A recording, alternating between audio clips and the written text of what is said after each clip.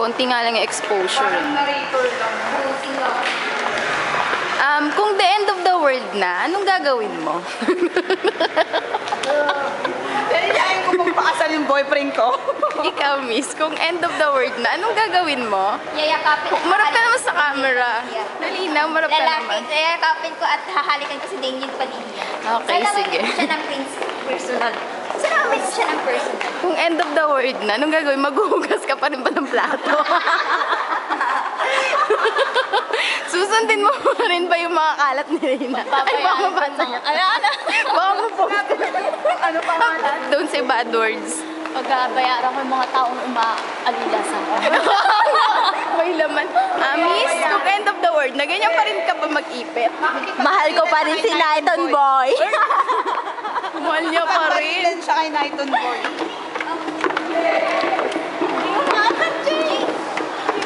Jane. Teka lang, End nagbibideo. of the world na. Ano? Si Nighton Boy pa. Joke lang. Grabe ka.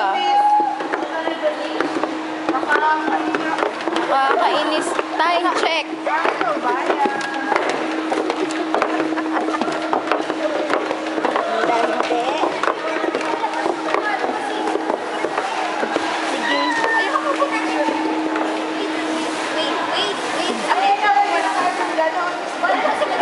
Na may caution na.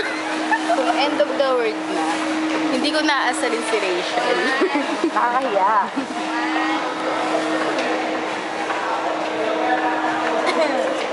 Pamat? Ano po ko eh?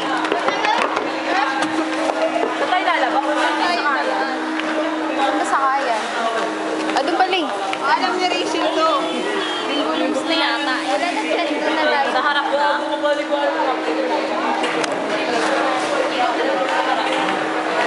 Hindi ko to alam. Hindi ako taga rito.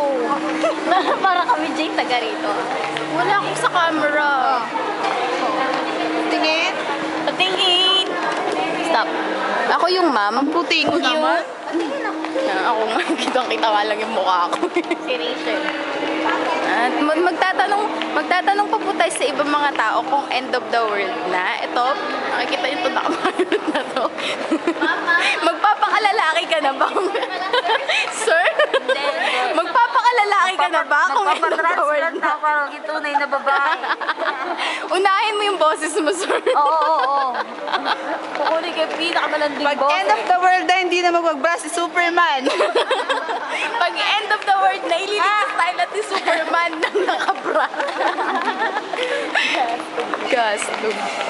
Hindi na tayo ngayon. May wala. Hindi, wala tayo dito. Tulog tayo, tulog.